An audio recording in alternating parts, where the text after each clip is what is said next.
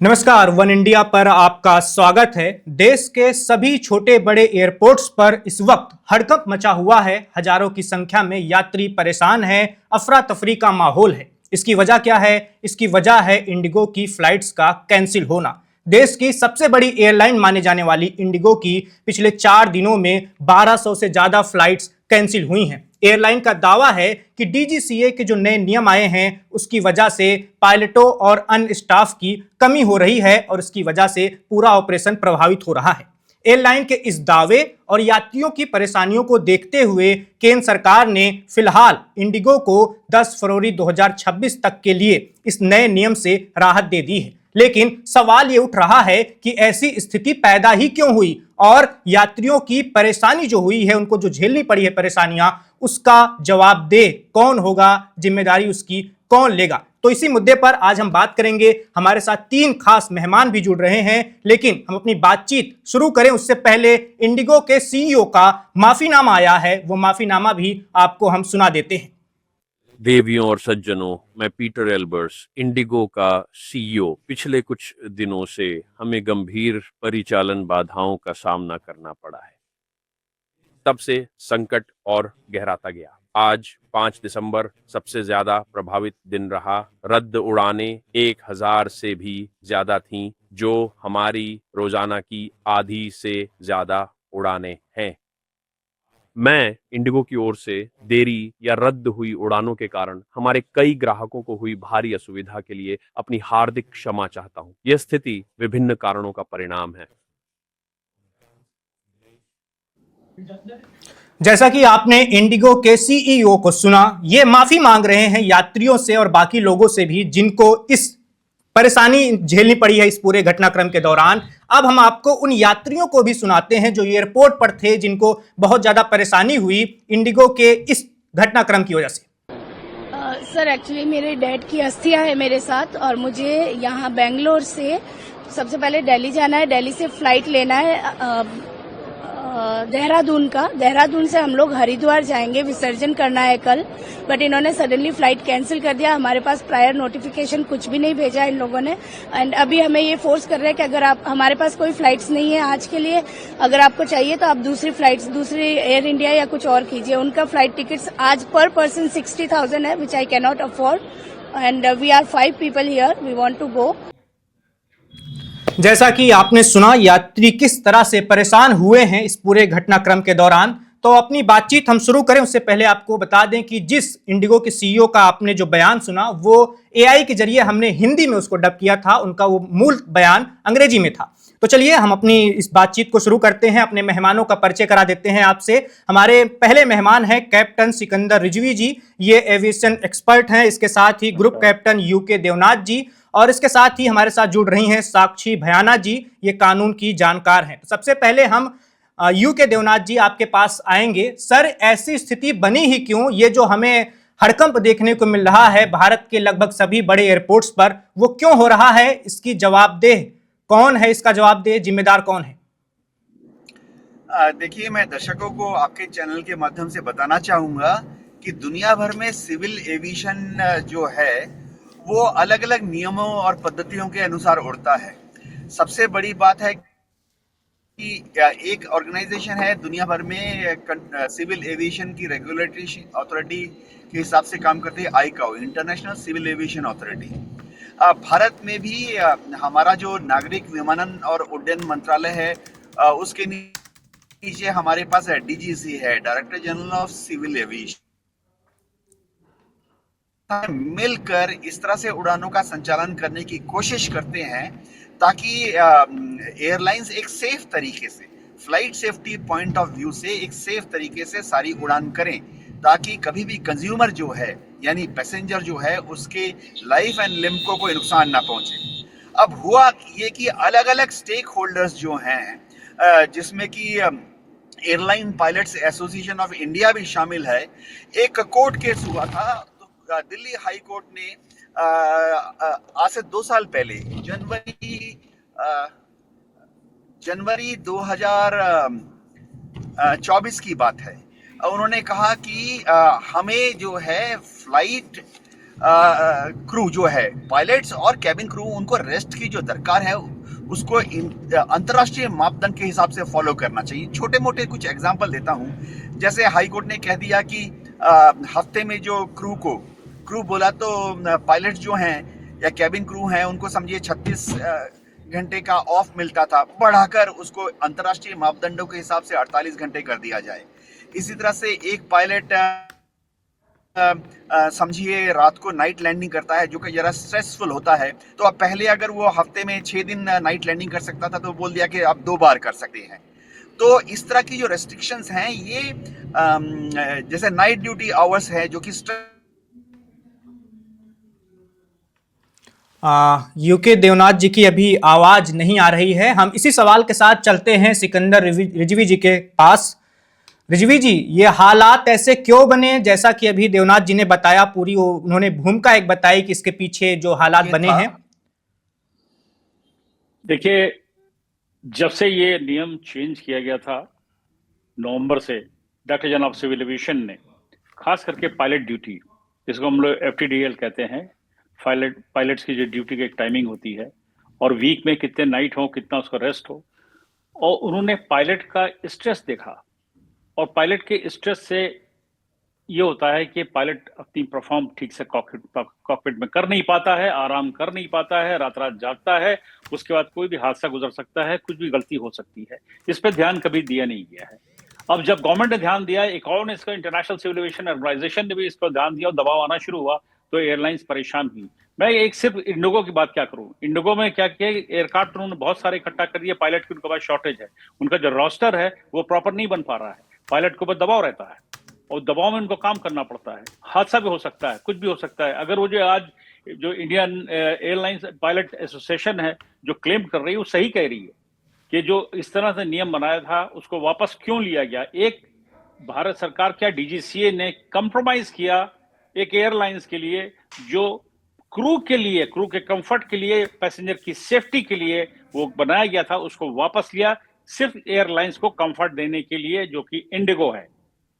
और ये जो है सिर्फ भारत में होता है, कहीं और नहीं होता है, और एविएशन में कंप्रोमाइज नहीं होता है। DGCA को वापस नहीं लेना चाहिए था। मैं तो स्ट्रांगली अपोज करता हूँ इस चीज को। एयरलाइन को सख्ती करनी चाहिए। पायलट्स की शॉर्टेज आपके पास कैसे है, आप रोस्टरिंग करते कैसे हैं? माफी मांग लेने से काम नहीं चलता। अभी आप देखिए ना यात्री कैसे बोल रहे थे। जी सिकंदर जी, अभी हम साक्षी जी के पास चलते हैं। साक्षी जी, ये सवाल उठ रहे हैं यात्रियों को जो मिलने वाली सुविधाएं उसको लेकर भी। तो प्रावधान तो कानूनी तौर पे बहुत सारे हैं कि एयरपोर्ट पर अगर यात्री फंसे हुए हैं तो एयरलाइन की तरफ से कैसी कैसी उनको सुविधाएं दी जाएंगी, लेकिन वैसा कुछ अभी दिख नहीं रहा है। क्या आप हमारे दर्शकों को ये बता पाएंगे कि किस तरह की सुविधाएं मिलनी चाहिए थी और वो मिल नहीं पा रही हैं? देखिए, अगर किसी भी पैसेंजर की कोई भी फ्लाइट कैंसिल होती है तो उन्हें 2 हफ्ते पहले इंटीमेट करना होता है, यानी कि तकरीबन 14 से 15 दिन पहले आप अपने पैसेंजर को इन्फॉर्म कीजिए that your flight is now stands cancelled. आपको वो इन्फॉर्मेशन देना मैंडेटरी होता है। अगर आप 2 घंटे तक का डिले करते हैं, मान लीजिए there is a delay over 2 hours, 2 घंटे बाद तक का डिले होता है, तो उस केस में आपको मील्स और रिफ्रेशमेंट्स भी देने होते हैं। In some cases even travel accommodations can be compensated. और डोमेस्टिक फ्लाइट अगर डिले होती है तो उसमें आपको 5,000 रुपए तक का कॉम्पनसेशन भरना पड़ता है। और अगर इंटरनेशनल फ्लाइट जो है वो कैंसिल होती है उसमें 20,000 रुपए तक का कॉम्पनसेशन भरना पड़ता है। In case there is a person who wants to knock the door of the courts, they definitely can, because consumer commissions है, स्टेट लेवल पे भी है, नेशनल लेवल पे भी है, डिस्ट्रिक्ट लेवल पे भी है। अपार्ट फ्रॉम दिस, देखिए, जब भी कोई भी आप किसी फ्लाइट में you are booking a flight, there deems to be an agreement with that organization, with that flight company, right? So if there is a breach of contract, again you can file a civil suit before the concerned court and you can file your matter before that. There are a lot of court redressals, बहुत सारे आपको प्रावधान मिलते हैं जिसके जरिए आप जो है कोर्ट के दरवाजे खटखटा सकते हैं। जी साक्षी जी, देवनाथ जी, आप तक मेरी आवाज जा रही है? जी हाँ, मैं आपको सुन पा रहा हूँ। जी, इसी सवाल का आपसे जवाब लेंगे सर। जितनी सारे प्रावधान लिखे हुए हैं वो सिर्फ किताबों में ही रहेंगे या कभी ये एयरलाइंस कंपनियां इसको मानना भी शुरू करेंगी? इंडिगो की मनमानी, इंडिगो की तानाशाही को लेकर खूब चर्चाएं हो रही हैं इस वक्त देश में। मैं आपको सिर्फ एक ट्वीट पढ़ना चाहूंगा आपके सामने और अपने दर्शकों के भी सामने। एक बड़े पत्रकार हैं, उन्होंने इसी घटनाक्रम पर लिखा है। उन्होंने लिखा है कि इंडिगो की दबाव की रणनीति काम आई, सरकार ने अपना नया निर्देश वापस ले लिया। मोनोपोली का साइड इफेक्ट ये है, इंडिगो को जो पसंद नहीं आया वो नीति उसने लोगों को परेशान करना शुरू कर दिया और इसका असर यह हुआ कि सरकार को मजबूर होना पड़ा, सरकार दबाव में आ गई और यात्रियों को परेशान होता देख सरकार ने अस्थायी तौर पर ही सही लेकिन राहत तो दे दी है इंडिगो को। तो इंडिगो ये जो मनमानी कर रही है या अगर उसकी दबाव की रणनीति भी रही होगी तो ये कब तक चलेगा सर? ना तो आप यात्रियों की सुविधा का ध्यान रख रहे हैं, ऊपर से मनमानी भी चलाते हैं, सरकार पर दबाव डालने की कोशिश भी करते हैं। जी हाँ, इसमें कोई शक नहीं है कि हाईकोर्ट का जो ऑर्डर है वो यात्रियों की सेफ्टी के लिए ही लागू किया गया था या लागू करने की कोशिश की गई थी। अब इस पृष्ठभूमि में अगर हम देखें तो 2 फेस में लागू होना था, एक जुलाई में और दूसरा जो फेस है जो ज्यादा कठिन हो गया वो अभी 1 नवंबर से लागू हुआ कि आस्ते आस्ते इन प्रावधानों का कोर्ट के आदेशों का पालन हो। अब होता है कि कोर्ट के आदेशों का अगर सही तरीके से पालन किया जाए तो देवनाथ जी आपकी आवाज नहीं आ रही, हम चलते हैं फिर से सिकंदर जी के पास। सिकंदर जी, यही सवाल फिर से आपसे मैं दोहरा रहा हूं, इंडिगो की मनमानी को लेकर जो चर्चाएं चल रही हैं वो कितनी हद तक सही हैं और क्या हम ये मान लें कि इंडिगो ने जानबूझकर यात्रियों को परेशान किया, इससे सरकार पर एक दबाव बना और सरकार को अपने नियमों को थोड़ी देर के लिए रोकना पड़ा, राहत देनी पड़ी इंडिगो को?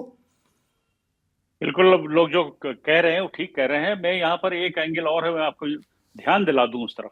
जी। जब विंटर का मौसम आता है, खासकर जब सर्दियां आती हैं, कोहरा फॉग शुरू होता है हमारे नॉर्थ इंडिया के अंदर, दिल्ली के एरिया हो गया, लखनऊ एयर हो गया, पटना हो गया, इधर का नॉर्थ के जो है खास करके देहरादून हो गया, इनके पास कैट 3 के पायलट्स बहुत कम हैं, इसलिए इनको रोस्टर करने में प्रॉब्लम आ रही है। विजिबिलिटी पुअर होती है, इनके पायलट कैट 2 पे क्लियर है, कैट 3 पे पायलट इनके पास कम है जहाज के नंबर के हिसाब से।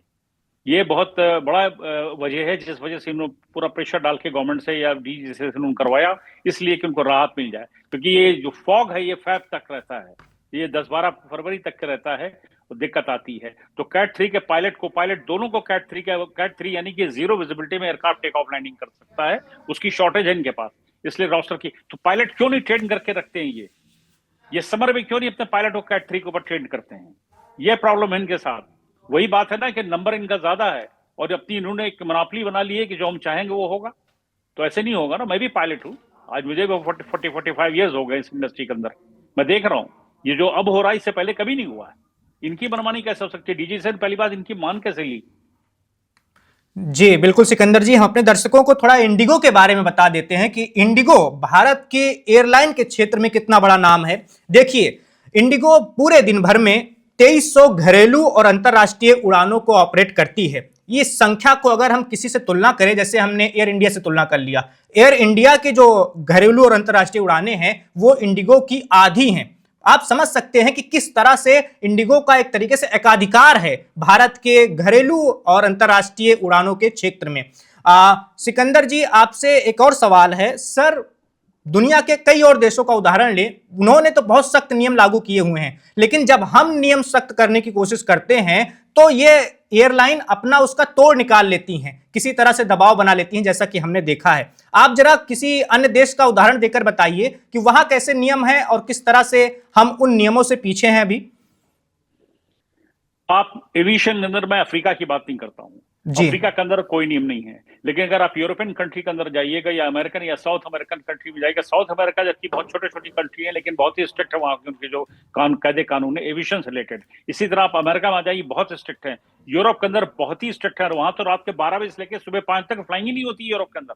सारे एयरपोर्ट बंद हो जाते हैं 12 बजे से लेकर सुबह 5 बजे तक। ये बात बहुत कम लोग जानते होंगे, आपके दर्शक लोग, कि यूरोप में बंद कर दिया जाता है, नाइट फ्लाइंग ही नहीं होती है 12 बजे से लेकर सुबह 5 बजे तक। अमेरिका के सारे एयरपोर्ट बंद हो जाते हैं।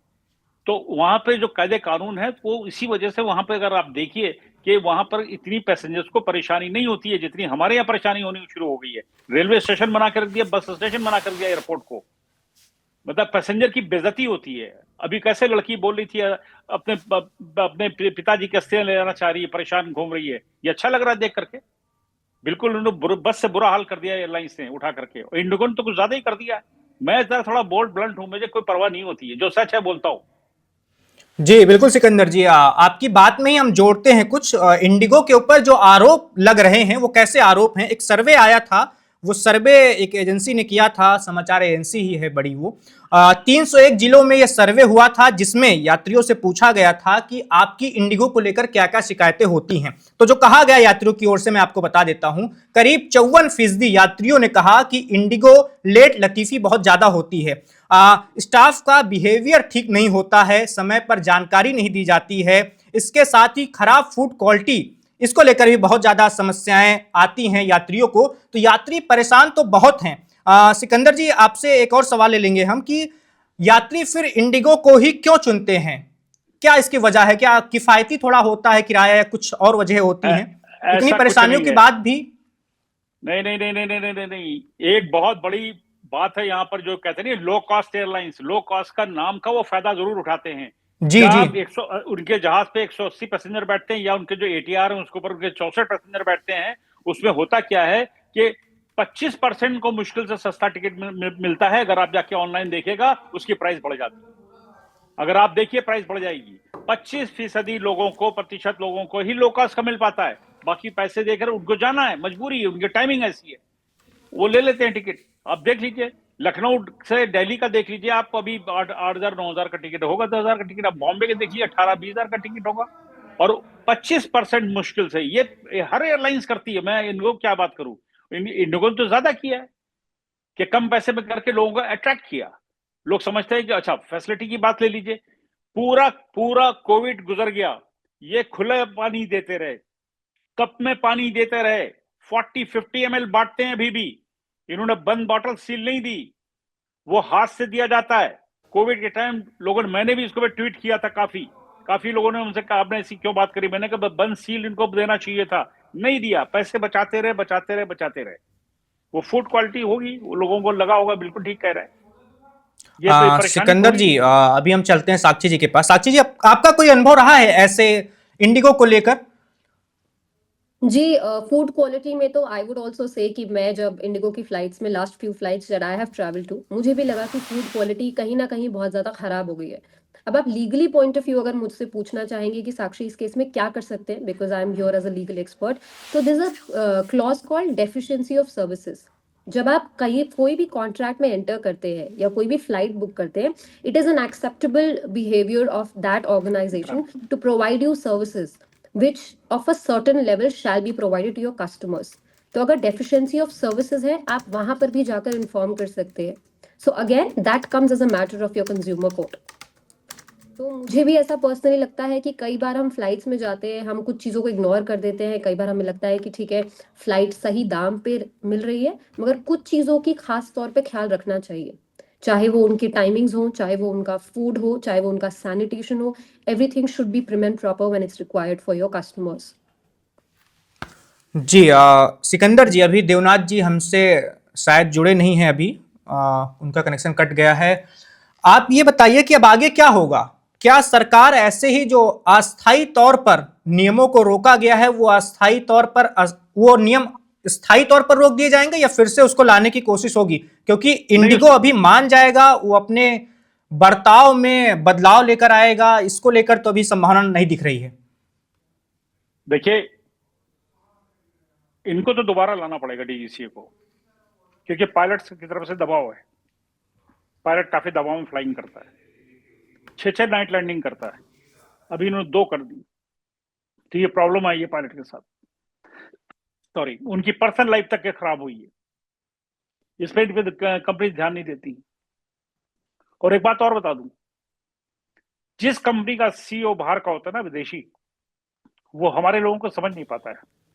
जी, मैं इसको पायलट लेकर को, मैं काफी उनकी बातें फैमिली होती को, हैं। अभी हमने जी इंडिगो के सीईओ का बयान भी दिखाया।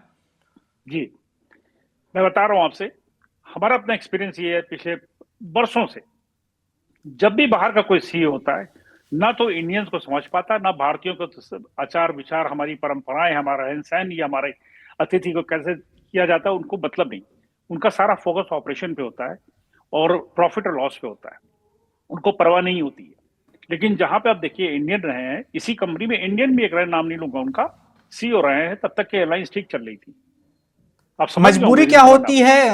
एयरलाइन विदेशी सीईओ को क्यों रखती हैं? वो क्या, उसके पीछे की क्या वजह है आपको नजर आती है? बाहर की कंपनियां दबाव डालती हैं, एयरबस दबाव ओके। डालती है, बोइंग दबाव डालती है।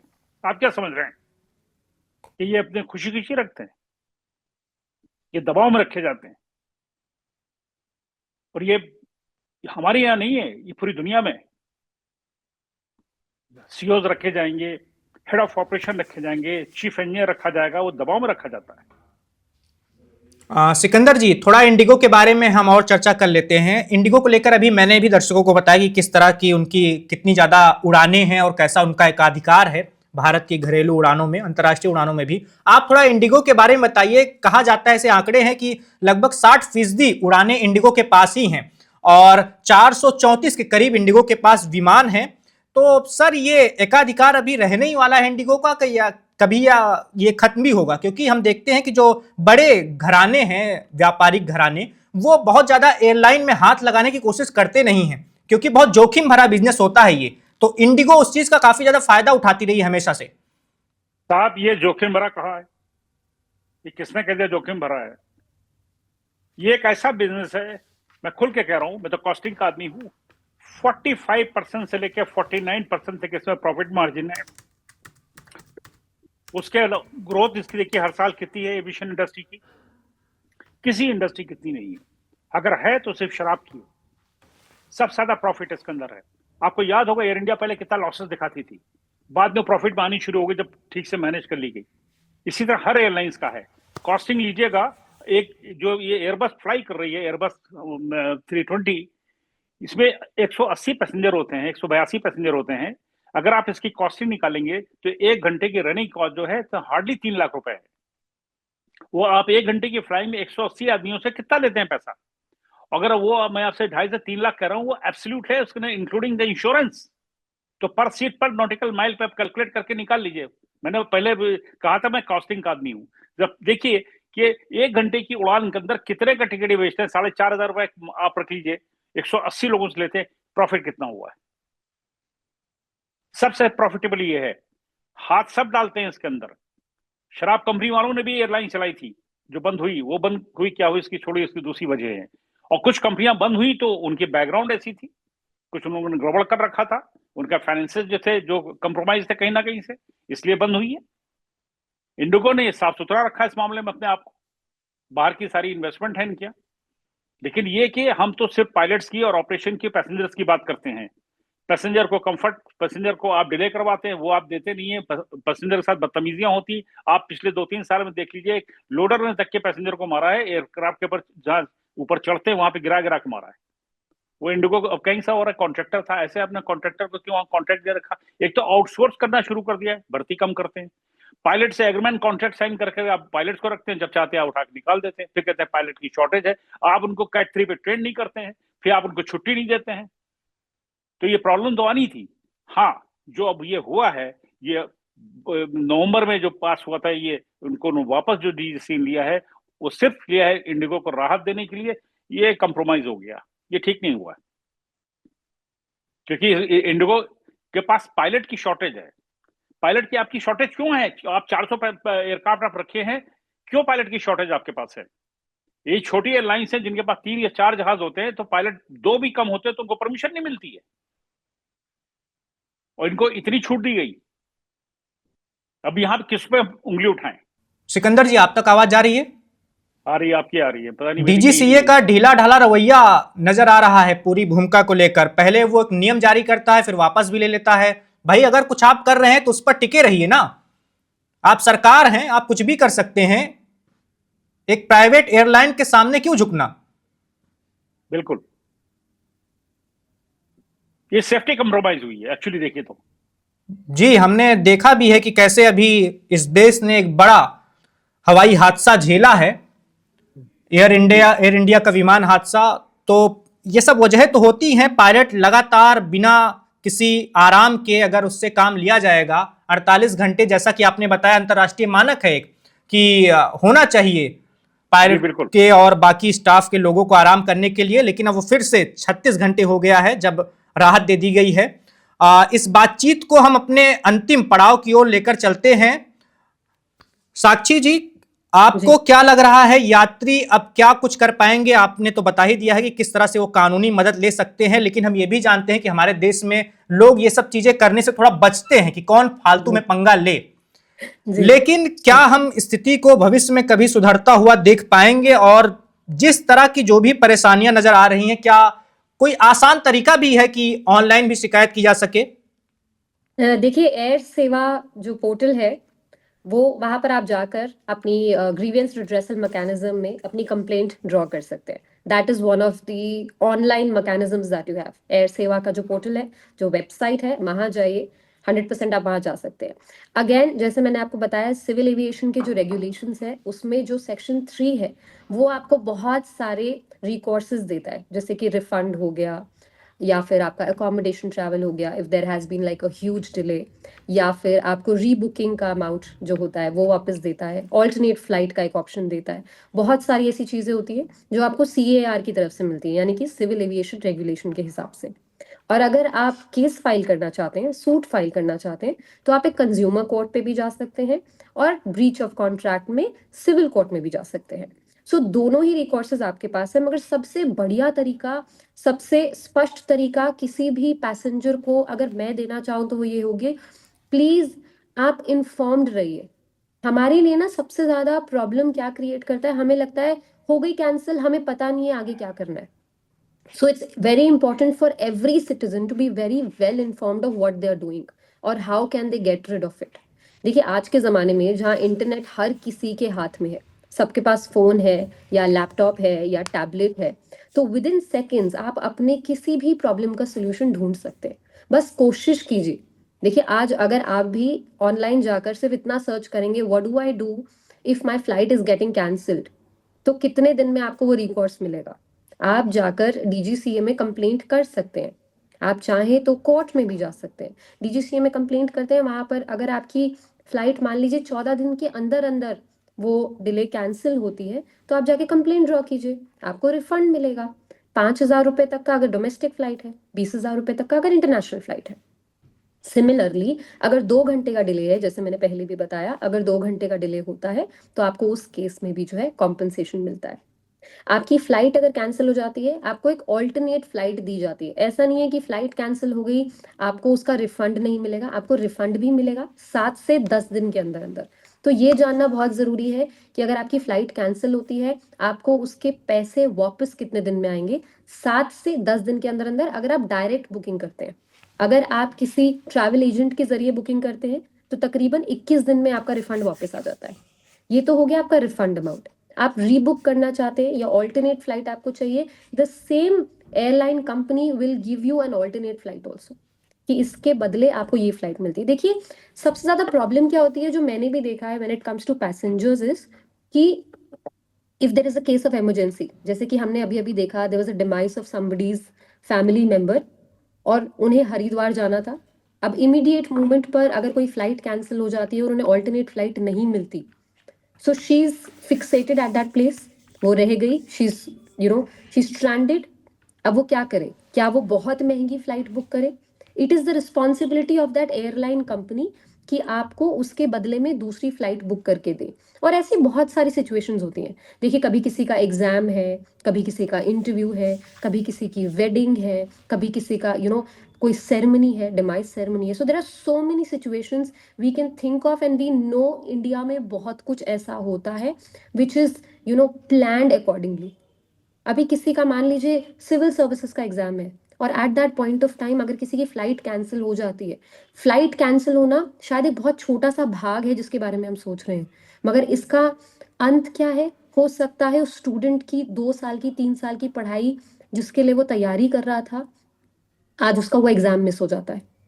या फिर किसी की प्लान्ड वेडिंग है, कोई पिछले 1 साल से बहुत सारी चीजें प्लान करके बैठा है, but of course now there are 50 और 80 people going for that wedding, सभी लोग स्ट्रैंडेड हो गए। So it is the responsibility of that airline कि आप उनकी फ्लाइट जो है रीबुक करके दीजिए, उन्हें एक ऑल्टरनेट यानी कि उसी जगह पर दूसरी फ्लाइट, इमीडिएट फ्लाइट बुक करके दीजिए, और पहले जो आपकी बुकिंग हुई थी उसका पूरा का पूरा रिफंड यानी कि अमाउंट आपके अकाउंट में आ जाना चाहिए। उसके लिए आप प्लीज कंप्लेंट कीजिए। अगेन, टाइम पीरियड मैं आपको बता देती हूँ, 7 से 10 दिन। और रेगुलेशन अगर आप जानना चाहते हो कि ये कौन से रेगुलेशन के तहत है, ये है सेक्शन 3 ऑफ CAR यानी कि सिविल एविएशन रेगुलेशंस।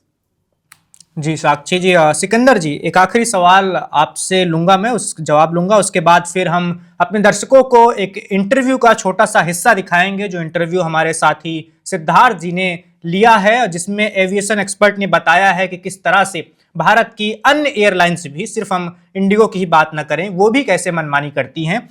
सिकंदर जी, आपसे फिर से मैं वो सवाल कर रहा हूँ, ये ऐसा ही सवाल मैं पूछ चुका हूँ कुछ देर पहले भी। सर, 10 फरवरी 2026 तक के लिए राहत मिली है इंडिगो को, नए नियमों से छूट मिली है। 10 फरवरी 2026 के बाद क्या सच में हमें कुछ बदलाव देखने को मिलेगा या नहीं? और जैसा कि साक्षी जी ने बताया कि क्या शिकायतें करने के बाद भी कोई प्रभाव पड़ता है, उसका असर होता है, या सिर्फ वो शिकायतें रह ही जाती हैं? देखिए, जो भी होगा फरवरी के बाद होगा तो जरूर, और ये कंटिन्यू होगा। और रही बात, जैसे साक्षी जी बोल रही थी, जो CAR के अंदर सेक्शन 3 के अंदर जो भी रिफंड का मामला है, अब कितने लोगों ने आज तक किस तरह से रिफंड लिया, हमको बताए कोई? किसको मिल जाता है टाइमली? एक्चुअली तो लॉ ये कहता है कि इनको अल्टरनेट फ्लाइट इनको अरेंज करनी पड़ेगी। लॉ में ये भी है CAR के अंदर के इनको एक एयरक्राफ्ट को लगाना पड़ेगा, भेजना पड़ेगा पैसेंजर्स को जी, लेकिन वो नहीं करते हैं। ये तो कि पैसा वापस करना 14 दिन 15 दिन में, लेकिन जिसका नुकसान हो गया, अभी जैसे साक्षी ने अच्छी बात की, किसी का एग्जाम है, वो तो लास्ट हो सकता है उसका अटेम्प्ट हो मेहनत के बाद, या किसी की शादी हो रही है, 50 लोग स्टैंडर्ड हो गए तो क्या करेंगे? अल्टरनेट एयरक्राफ्ट देना चाहिए, लॉ है। और इनके पास ज्यादा जहाज हैं, कोई छोटी मोटी एयरलाइंस है तो कह सकती है। आप पास पायलट की शॉर्टेज, इनके पास प्रॉब्लम क्या है सबसे बड़ी? और भी एयरलाइंस है, वो भी ठीक कर रहे हैं, उनके साथ भी यही है सारा, प्राइवेट एयरलाइंस के साथ क्या एयर इंडिया के साथ भी होता था। लेकिन किसी के लिए नियम वापस ले लेना ये पहली बार हुआ। मैंने आज तक DGCA में ऐसा देखा नहीं। मैंने अपने इतने साल के एक्सपीरियंस का पहली बार देखा कि वहां से एक government DGCA government agency, Bharat सरकार की तरफ से आदेश हुए कि साहब जो है पायलट अब 36 घंटे करेगा, 48 घंटे के बजाय अब 36 घंटे करेगा। 48 घंटे के लिए कहा गया था, उसको फिर 36 घंटे कर दिया गया।